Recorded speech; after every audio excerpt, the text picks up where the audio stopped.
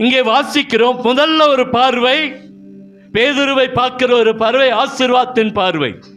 அது உலக பிரகாரமான ஆசீர்வாதம், உலக பிரகாரமான ஆசீர்வாதம். பேருக்கு அழுகிறது, பெருமைக்கு அழுகிறது, எடுத்தோடனே அழுகிறது, அதெல்லாம் அழுக. மனம் கசந்து அழுகிற, மனம் கசந்து தேவ சமூகத்தில் தன்னை தாழ்த்துகிற, தன்னை விட்டு கொடுக்கிற, தன்னை தேவ சமூகத்தில் அர்ப்பணிக்கிற, அந்த மனம் கசந்து அழுகிற அந்த காரியம் யாருக்குள்ளெல்லாம் இருக்குதோ அவர்கள் மேல தேவ பிரசன்னம் கடந்து வரும். ஆண்டவர் பேதுருவோடு நேரடியாக சொன்னா, யூதாஸ் காரியத்தை நேரடியாக சொல்ல, பேதுருட்ட நேரடியாக சொல்ல, நீ என்னை மறுதளிப்ப? இல்லை ஆண்டவரே, நான் செத்தாலும் சாப மறுதளிக்க மாட்டேன். நான் உம்மோடு கூட மறிக்க வேண்டியதாக இருந்தாலும் மறிப்பேன், ஆனால் மறுதளிக்க மாத்திரம் மாட்டேன். ஆனால் நடந்தது என்ன? மறுதளிச்சான்.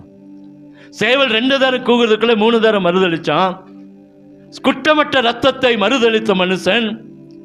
இதோடு ஒன்று, ஒருவேளை இதோடு அந்த பார்வையை படாதுன்னு நினைச்ச ஒரு மனுஷன், இதோடு என்ன ஆண்டோடைய பார்வை, ஆண்டோடைய முக தரிசனம், முக பிரசன்னத்தை நான் பார்க்க மாட்டேன்னு நினைச்சான்.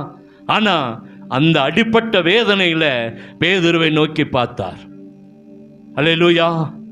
அந்த பேதுருவை நோக்கி பார்த்த பார்வை என்ன பார்வைனா, அதில் கோடி அர்த்தங்கள் இருக்கிற ஒரு பார்வை. என்ன அர்த்தம்? கோடி. அது என்னோடு கூட இருந்த பேதுரு, என்னோடு கூட தாளந்தில் இருந்த ஒரு பேதுரு, என்னோட அற்புதங்கள் அடையாளம் நடக்கும் என்னோடு இருந்த பேதுரு, என்னை மறுதளித்தாயே என்று சொல்லி அந்த பார்த்த பார்வை பேதுரு உள்ளம் குத்த ஆரம்பித்தது. பேதுரு உள்ளம் குத்த ஆரம்பித்தது. குத்த ஆரம்பித்தோடனே அவன் போய் அந்த ஆட்கள்கிட்ட போய் நாங்கள் சரியாமல் மறுதளிச்சுட்டேன், இயேசு உண்மையான தெய்வம் தான் அப்படின்னு சொல்ல